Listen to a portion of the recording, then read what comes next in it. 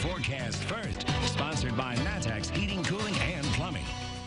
All right, good evening to you. We are watching the satellite radar picture. A little bit of wintry precipitation already moving in. It has been light so far, but it's been rain. It's been some snow across the area.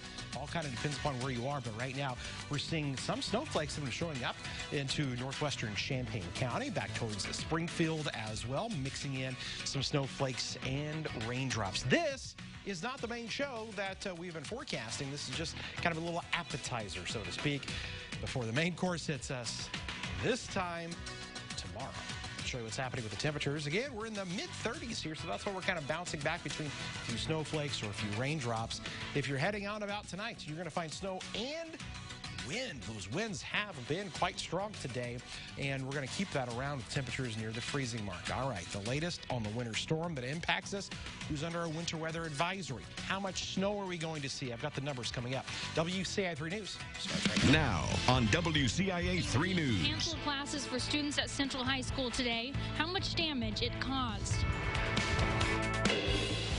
A woman says she was sexually assaulted while being taken to a hospital in July. Today, a former ambulance driver was in court. And a teenager was shot and killed where police found their suspect nearly 2 years later.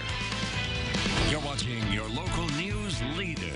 This is WCIA 3 News at 5. As you maintain a building that's older, you're just going to have issues. And one of those gave students at Central High School the day off. Classes were canceled because crews had to shut off the heat to fix a leak. Good evening, I'm Paul CICCHINI. And I'm Jennifer Roscoe. That school is undergoing a $99 million expansion right now, but school leaders say the leak isn't related to that construction. WCIA 3's Courtney Bunting is live in Champaign. So, Courtney, then what caused it?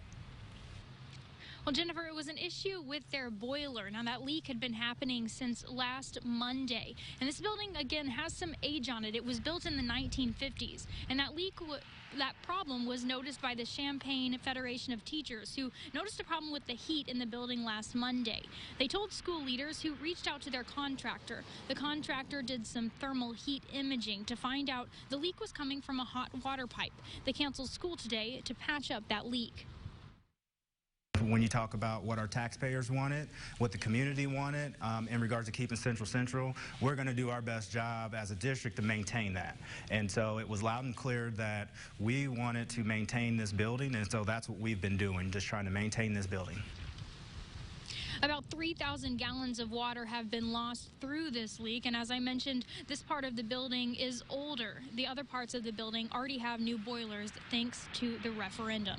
Staff members were able to come to school today despite that leak, and the heat has been repaired, so for tomorrow, students will be able to return to school. Reporting live in Champaign, Courtney Bunting, WCIA 3, your local news leader. All right, and that's some good news. Thank you.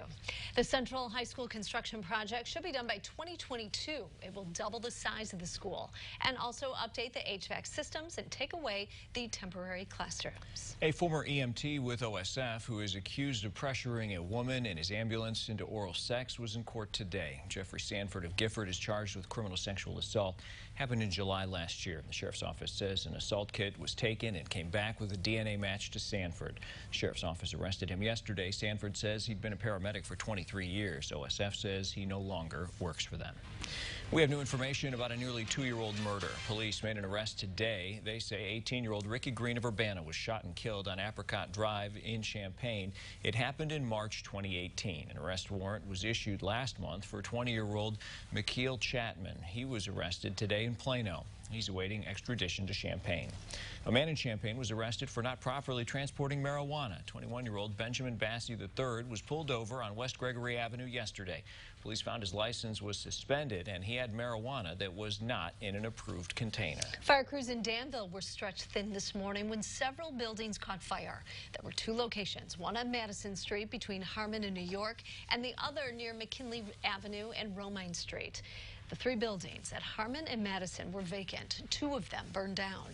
The others suffered heat damage. Now, these are within the area of the new Carl development, so they were scheduled to be torn down anyway, and their utilities were already shut off. Because of that, crews didn't try to save the buildings. They just kept those fires under control. And before that, crews were called out to a house fire on McKinley Avenue that started around 1:30. No one was inside at the time. The house is believed to be a total loss. TJ Place says his mother passed it down to his sister a few years ago. Kind of didn't believe it at first, but as you can tell, there's not much left of it. And my mother's actually the one that called me. It's her home. She was just devastated. No word yet on the cause of either fire. 2 of 3 people killed in a plane crash last week were laid to rest today. Funeral services for Frank and Cinda Edwards were held this afternoon. Frank was the former mayor of Springfield. Cinda was the Sangamon County coroner. People lined the streets of downtown Springfield to say goodbye. Firefighters, police, and coroners from across the state were part of the procession from the church to the county complex building. County workers came out of the building and lined the steps to pay their respects. The memorial gathering for the other person on board, John Evans, will be tomorrow at Butler Funeral Homes in Chatham. In an age of email and the internet, you might forget about the people who deliver your mail daily. Why today is the perfect day to say thanks. Plus, a man in Central Illinois was given the title Difference Maker. What he's doing in his community that's changing lives.